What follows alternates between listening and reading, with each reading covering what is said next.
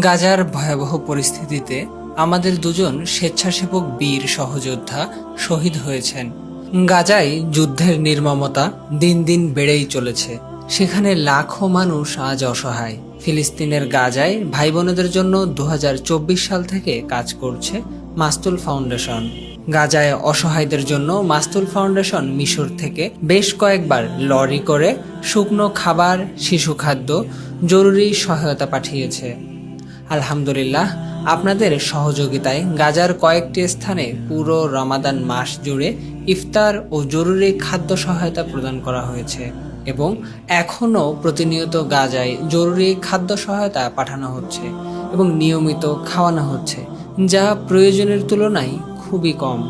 যুদ্ধ কবলিত গাজায় নেই পর্যাপ্ত খাবার, নেই নিরাপদ পানি। ছোট ছোট শিশুরা আজ এতিম, বিধবা বোনেরা স্বামী, সন্তান ও ঘর হারিয়ে দিশেহারা। এখনো প্রায় লাখো মানুষ আপনার সাহায্যের অপেক্ষায়। এই সংকটময় পরিস্থিতিতে আপনার সাহায্য তাদের জন্য কোনো দান বা অনুগ্রহ নয়, বরং আপনার দায়িত্ব তাদের উপর। এই পরিস্থিতিতে আপনারা এগিয়ে না আসলে তাদের আর যাওয়ার জায়গা নেই। তাই গাজার সকল যুদ্ধ কবলিত ভাই বোনেদের পাশে অন্তত খাদ্য ও জরুরি সহায়তা দিয়ে এগিয়ে আসুন সাধ্যমতো। আপনার দানে সাহায্য পৌঁছে যাবে মজলুম ভাই বোনেদের কাছে।